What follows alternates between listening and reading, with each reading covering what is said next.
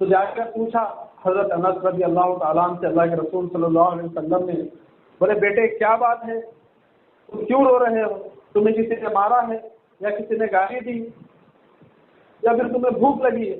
تو فرمانے لگے، اللہ کے رسول صلی اللہ علیہ وسلم سے لپٹ گئے اور فرمایا کہ اللہ کے رسول، نہ تو مجھے کسی نے مارا ہے، نہ تو کسی نے مجھے گالی دی ہے، نہ ہی مجھے بھوک لگی ہے، بس میں تھوڑا پریشان ہوں۔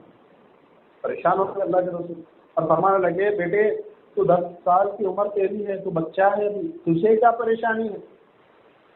تو چمٹ گئے اللہ کے رسول سے روتے روتے اور فرمانے لگے، اللہ کے رسول صلی اللہ علیہ وسلم، مجھے اس بات کی فکر ہے، جب بھی دنیا میں میرا جی چاہتا ہے میں آپ کا دیدار کر لیتا ہوں، لیکن آخرت میں کیسے دیدار کروں؟ آپ ٹھہرے نبیوں کے نبی، امام الانبیاء، میں ایک معمولی خادم، 10 سال کے بچے کی فکر یہ ہے۔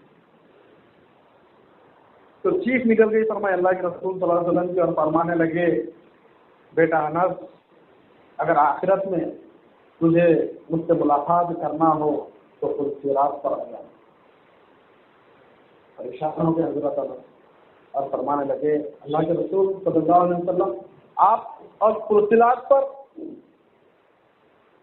تو روتے روتے اللہ کے رسول صلی اللہ علیہ وسلم نے فرمایا، ہاں بیٹے صراط پر، تاکہ کوئی میرا گنہگار امتی صراط پہ سے گزر رہا ہوگا اور جیسے ہی وہ اپنے گناہوں کے بوجھ سے کٹ کر جہنم میں گرنے والا ہوگا، میں اسے اپنے گود میں اٹھا لوں گا جیسے کہ ماں اپنے بچے کو اٹھا لوں۔ یہ فکر اللہ کے رسول صلی اللہ علیہ وسلم کی۔ آج ہم خوشی میں بھی بھول گئے، غم میں بھی بھول گئے، نہ دن میں یاد ہے نہ رات میں یاد ہے، نہ کھانے کے ٹائم یاد آ رہے، نہ سونے کے ٹائم یاد آ رہے، نہ شادی میں یاد آ رہے، نہ میت میں یاد آ رہے، کوئی چیز میں اللہ کے رسول صلی اللہ علیہ وسلم ہمیں یاد ہی نہیں۔ اور پھر ہمارا گمان ہے کہ ہم ایمان والے ہیں۔ اللہ کے رسول صلی اللہ علیہ وسلم کی اطاعت گویا اللہ کی اطاعت ہے۔